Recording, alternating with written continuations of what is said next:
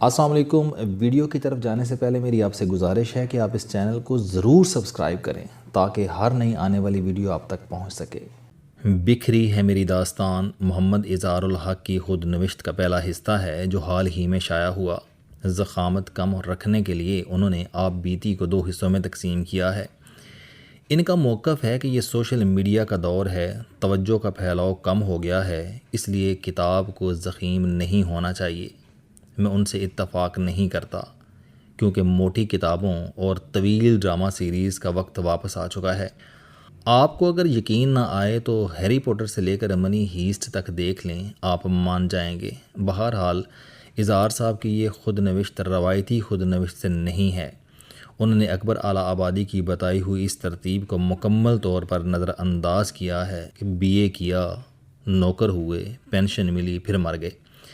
اکثر خود نوشتیں اس طرح سے لکھی جاتی ہیں جیسے تاریخ میں بادشاہوں کا حال لکھا ہوتا ہے، پیدائش، لڑکپن، جوانی اور پھر بڑھاپا۔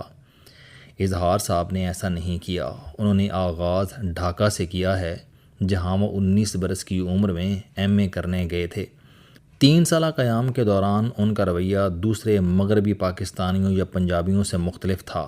انہوں نے بنگالی بھائیوں کی زبان سیکھی، ان کا لباس پہنا، ان کا کھانا کھایا۔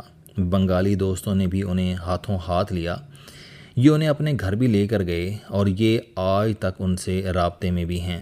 اگرچہ یہ مشرقی پاکستان کی علیحدگی سے پہلے مغربی پاکستان واپس آ گئے تھے، مگر ٹوٹنے کا عمل ان کی موجودگی میں شروع ہو چکا تھا۔ یہ اس عمل کو بہت سے دوسرے لوگوں کے برعکس بھانپ چکے تھے۔ کتاب کے پہلے 61 صفحات مشرقی پاکستان میں قیام کے بارے میں ہیں، جبکہ ان میں آخری 8-10 صفحات میں انہوں نے علیحدگی کا تجزیہ پیش کیا۔ اس تجزیے سے آپ اتفاق کریں یا اختلاف، مگر ان کا مطالعہ لازمی ہے۔ ایک فقرہ ان کا غور و فکر کرنے پر مجبور کرتا ہے۔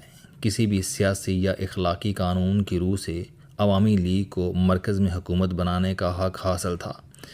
کیا مغربی پاکستانی یہ توقع کر رہے تھے کہ مشرقی پاکستانیوں کو ان کے جائز حق سے محروم کیا گیا تو وہ جواب میں پھولوں کی پتیاں نچھاور کریں گے؟ اظہار صاحب نے اپنے گاؤں اور ننہال کے گاؤں کا جس انداز سے ذکر کیا ہے یہ ہمارے لٹریچر کا شاندار حصہ ثابت ہوگا۔ ان کے دادا کو انگریزی عہد میں تحصیل کا میرج انسپکٹر مقرر کیا گیا تھا، مگر ان کا اصل کارنامہ درس و تدریس تھا۔ پورے برصغیر سے طلباء ان سے فارسی ادب اور فقہ پڑھنے آتے تھے۔ ایک وقت ایسا بھی تھا جب ان طلباء کی تعداد 200 سے زیادہ تھی۔ طالب علموں کو کتابیں دادا جان اپنی لائبریری سے فراہم کرتے تھے اور کھانا گاؤں والے۔ یہ اس دور کی یونیورسٹیاں تھیں۔ ان کے گاؤں میں طلباء کا الگ قبرستان آج بھی ماضی کی داستان کہہ رہا ہے۔ گاؤں کی اس زمانے کی زندگی کا خاکہ اظہار صاحب نے بے حد دلچسپ انداز میں کھینچا ہے۔ وہ ایک مخلوط معاشرہ تھا۔ خواتین بات چیت میں مردوں کے ساتھ شامل ہوتی تھیں۔ صحن میں سر شام چارپائیاں بچھا دی جاتی تھیں، ان پر چادریں اور سرہانے رکھے جاتے تھے جن کے غلاف کڑے ہوئے ہوتے تھے۔ ہانڈی کے لیے ہر روز تازہ مسالہ تیار کیا جاتا تھا۔ نمک کی چٹانیں لائی جاتی تھیں، انہیں توڑ کر پیسا جاتا تھا۔ گائے یا بھینس کے آگے نمک کی چٹان رکھی جاتی تھی جسے وہ چاٹتی رہتی تھیں۔ بڑے بوڑھے جیب میں نمک کا ٹکڑا رکھتے تھے۔ رمضان میں وہ مسجد میں اذان سے پہلے موجود ہوتے تھے۔ جیسے ہی مغرب کی اذان ہوتی جیب سے نمک کا ٹکڑا نکالتے، چاٹ کر افطار کرتے، پھر باجماعت نماز سے فارغ ہو کر گھروں کو جاتے اور معمول کا کھانا کھاتے۔ سر شام لالٹینوں کے شیشے صاف کیے جاتے۔ اگر شیشے میں کریک آتا یا ٹوٹتا تو نیا شیشہ منگوانے سے پہلے اسے ہی سریش سے جوڑا جاتا تھا اور کافی عرصہ تک چلایا جاتا تھا۔ یہ محض ایک جھلک ہے، ورنہ اظہار صاحب نے اس زمانے کی دیہاتی زندگی کی ایسی تصویریں کھینچی ہیں جو آج کی نسل کے لیے عجوبوں سے کم نہیں۔ اظہار صاحب نے اپنے بزرگوں کے حالات بھی بیان کیے ہیں جو پڑھنے سے تعلق رکھتے ہیں۔ ان میں لٹریچر بھی ہے، احترام بھی، تاریخ بھی اور کہانی بھی۔ اظہار صاحب نے گھوڑ سواری بھی کی، گھوڑی کو پانی پلانے گاؤں سے باہر تالاب پر گئے۔ یہ ایسے مواقع پر زین کے بجائے گھوڑی پر محض کمبل ڈالتے تھے۔ نانا جان نے تاکید کی کہ گرمی شدید ہے، گھوڑی کو دوڑانا نہیں۔ اظہار صاحب نے گاؤں سے نکلتے ہی ایڑے لگا دی اور گھوڑی کو خوب دوڑایا۔ واپس آئے تو نانا جان کے پوچھنے پر صاف انکار کیا کہ نہیں دوڑایا۔ نانا جان نے کمبل ہٹایا تو گھوڑی پسینے سے شرابور تھی۔ نانا جان نے صرف اتنا کہا، تم نے دوڑایا ہے۔ اظہار صاحب سیف الملوک سے گھوگھی اور باز والی وہ کہانی زندگی بھر نہیں بھول سکے جسے ان کے بچپن میں ان کی امی جان اپنی مترنم آواز میں سنایا کرتی تھیں۔ بزرگوں کی وفات کے حالات انہوں نے دلدوز اسلوب میں بیان کیے ہیں۔ پنڈی کھیپ وہ قصبہ ہے جہاں ان کے والد ایک مدت سکول میں فارسی پڑھاتے رہے اور مسجد میں فی سبیل اللہ قرآن پاک کا درس دیتے رہے۔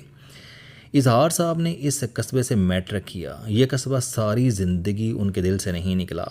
یہ لکھتے ہیں کہ یہ قصبہ آج بھی ان کے دل میں پوری رونق کے ساتھ آباد ہے۔ اس کی ہوائیں گرمیوں میں خنک اور سرما میں قابل برداشت تھیں۔ اس کی فضا میں معصومیت تھی، اس کا پانی میٹھا تھا، اس کے پکوان ناقابل فراموش تھے۔ یہاں کا مکھنڈی حلوہ پوری دنیا میں مشہور تھا۔ اینٹوں کے فرش والی گلیاں کسی باغ کی کیاریوں سے کم نہیں تھیں۔ اس قصبے کے چند کردار کا ذکر جس طرح انہوں نے کیا ہے یہ پڑھنے سے تعلق رکھتا ہے۔ اظہار صاحب کا تعلق پاکستان سول سروس سے تھا۔ 36 برس کی ملازمت کا احوال انہوں نے کہانی کے انداز میں یوں بیان کیا کہ پڑھنے والا اکتاتا نہیں۔ یہ Pakistan audit and account service سے تھے۔ یوں سمجھیے کہ سونے کی کان پر بیٹھے رہے مگر دامن جھاڑ کر باہر آئے، یوں کہ دامن میں کچھ بھی نہ تھا۔ کچھ عرصہ ڈیفنس پرچیز کی ادائیگیوں کے آل اینڈ آل بھی رہے۔ اس سے زیادہ ادائیگیاں کسی اور ادارے میں نہیں تھیں۔ اظہار صاحب نے ایسا نظام بنایا کہ تاجروں، ٹھیکیداروں اور سپلائرز کو گھر بیٹھے ادائیگیاں ہوئیں۔ یہ لوگ انہیں دیکھنے آتے تھے کہ یہ کون بد دماغ سر پھرا ہے جو ملتا ہے نہ کچھ لیتا ہے۔ عسکری ہیلمٹ بنانے والے ایک صنعتکار نے حکومت کو خط لکھا کہ اس نے 28 سالہ وابستگی میں پہلی بار ایک سسٹم دیکھا ہے جو کرپشن سے پاک ہے اور خودکار ہے۔ ملازمت کے دوران اظہار صاحب نے جو کچھ سیکھا اسے ایک الگ باب میں بیان کیا ہے۔ سول سروس کے ہر رکن کو یہ باب پڑھنا چاہیے۔ نئی نسل کے لیے اس میں سیکھنے کے لیے بہت کچھ ہے۔ انہوں نے اپنی کمزوریوں کا بھی برملا اظہار کیا ہے۔ سرکاری طور پر جن ملکوں میں گئے ان کا احوال بھی دلچسپ پیراہے میں بیان کیا ہے۔ السلام علیکم، آپ سٹوڈنٹ ہیں، کوئی جاب کرتے ہیں، کاروبار کرتے ہیں یا پھر آپ گھریلو زندگی گزار رہے ہیں۔ اگر آپ اپنی زندگی کو بدلنا چاہتے ہیں تو اس چینل علم دوستی پر آپ زندگی میں کامیابی کے لیے جاوید چوہری صاحب کے موٹیویشنل، سوشل، سیلف ڈسکوری سے ریلیٹڈ اور صحت سے متعلق بے شمار کالم سن سکتے ہیں۔ میرا دعویٰ ہے کہ یہ چینل آپ کی زندگی بدل دے گا۔ اس چینل کا مقصد اچھی باتیں معاشرے میں پھیلانا ہے اور اچھی بات کو دوسروں تک پہنچانا صدقہ جاریہ ہے۔